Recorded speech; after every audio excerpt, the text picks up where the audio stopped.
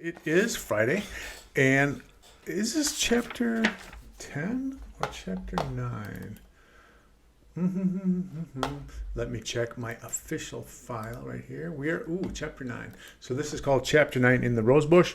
And one thing I'll really quick mention is on Monday, we'll all have you hooked up on Class Dojo, and then I'll send you messages on Class Dojo too to get you hooked up on our summer reading club. Okay? Chapter 9 in the Rosebush. When Mrs. Frisby got home, Teresa, Martin, and Cynthia were eating supper, as she had told them to do if it got dark before she returned. Coming silently down the tunnel, she could hear them talking in the room below, and she paused a moment to eavesdrop on their conversation. Obviously, Cynthia had been worrying, and Teresa was reassuring her. She couldn't have got back sooner than this, Cindy. Now, don't you remember? The crow said it was a mile to the tree. It might even be farther. Yes, but crows fly so fast. But if he went 2 miles high, that was Martin, it would be 3 miles altogether. 6, said Teresa. 2 up, 2 down, and 1 to get there and 1 to get back. That's right. Well, no wonder she isn't back yet. But what about the owl? You know how owls are. It was still light when they got there. He couldn't see. But it's dark now, said Cynthia. Oh, I wish he'd come back. I'm scared. Not so loud, Teresa said. Timothy will hear. I'm home, called Mrs. Frisby, hurrying the rest of the way down. And now it appeared that they had all been worried, for they ran to her. And even Martin, who ordinarily avoided such displays, threw his arms around her. Oh, Mother, cried Cynthia near tears. I was so worried. Oh, poor Cynthia. It's all right. How high did you fly? Asked Martin, recovering quickly.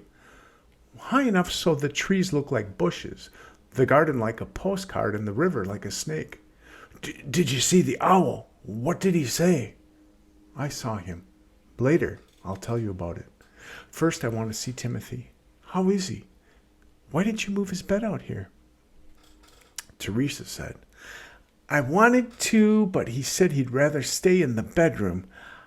I think he's feeling worse again. But when Mrs. Frisby went to see him, she found him sitting up, and his forehead felt not at all feverish. I'm all right, he said. I stayed in here because I wanted to think about something. Think about what? About moving day. Moving day? But why? What about it? Had he, after all, overheard her talking to the others? Heard about her flight to the owl?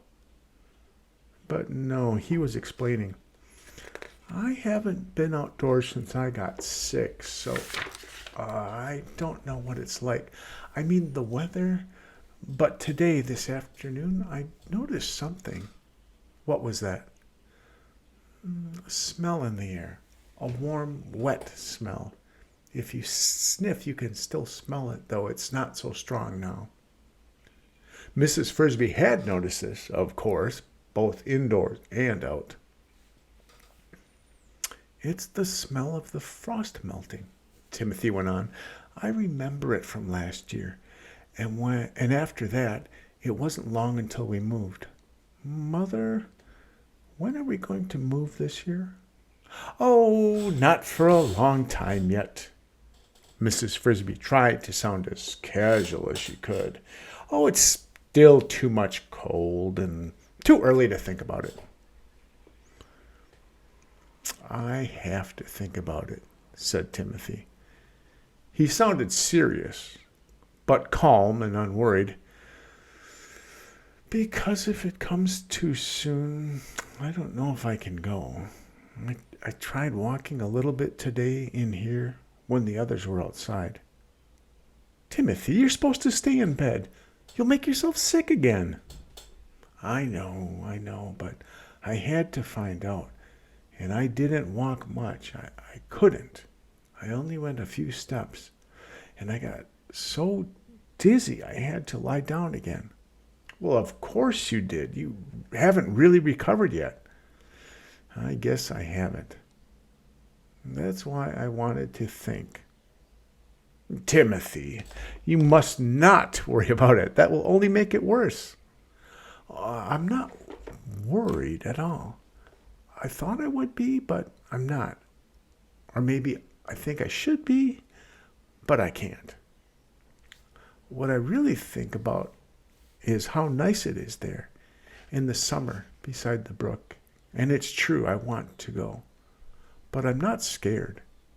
I was afraid you might be, or that you might think I was.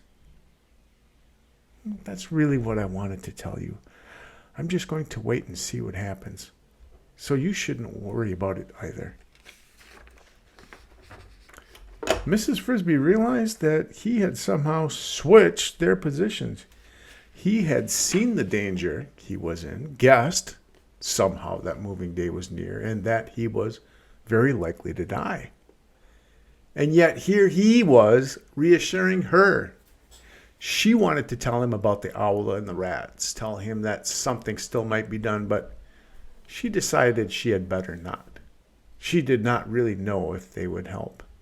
It'd be better to wait until she had seen them.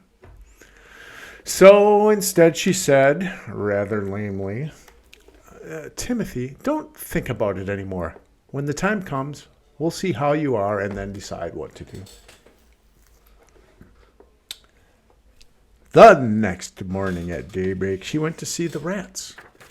She had never been in the rose bush before, not even really close to it. Now, the nearer she got, the more nervous she became. No one had ever told her, nor, as far as she knew, told any of the other animals to keep away from it. It was just something one knew. The rats on Mr. Fitzgibbon's farm kept to themselves. One did not prowl in their domain. She had, before coming out of the garden, looked around carefully to be sure Dragon was nowhere in sight. But even Dragon, though he would chase a rat up to the edge of the bush, would not follow him into it. Now the thorns, of course, helped to discourage trespassers. Mrs. Frisby had never realized, until that moment, standing next to it, how very big the bush was, how dense, how incredibly thorny. It was bigger than the tractor shed, and its branches were so densely intertwined that, as small as she was, Mrs. Frisby could find no easy way to crawl into it, though she walked all the way around it looking. She remembered approximately where she had seen the rats go in, and she studied that part of the bush carefully. How had they done it? Then she saw that on one branch, close to the ground, the thorns had been scraped off, and about a half-inch of it, just big enough for a handhold, was worn smooth. She put her hand on this and pushed timidly. The branch yielded easily, rather like a swinging door, and behind it she saw a trail, a sort of tunnel through the bush, wide enough so that she could walk into it without touching thorns on either side. When she went forward, she released the branch, and it swung back silently into place behind her. She was inside the bush, and it was dark. She walked forward, peering into the dimness and following the small trail which wound in a curving course toward the center of the bush, its earthen floor packed firm by the pressure of small feet. Then, straight ahead of her, she saw the entrance. She had expected what? A round hole in the dirt, most likely, but certainly not like what she saw. First, a sizable clearing, about 5 feet across, had been cut from the center of the bush. Branches overhead had been cleared away too, not quite to the top of the bush, but almost, so that the sunlight filtered through easily and soft moss grew on the ground. In the middle of this bright green cave rose a small mound, 8 inches tall, in the end of which was an arched entrance, neatly lined with stone, like a small doorway without any door. Behind the entrance, a tunnel, its floor also lined with stones, led backward and downward.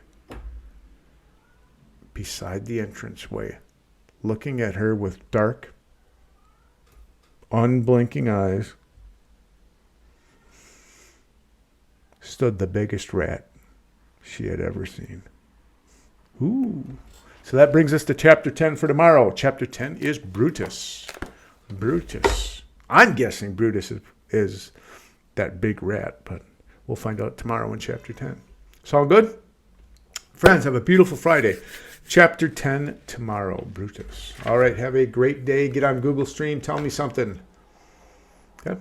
You have the shared list right now, the reading list, so you can mark on that. Remember, red is something you want to read. Yellow is something you are reading right now. Green is something you have read. Okay, friends, have a beautiful Friday.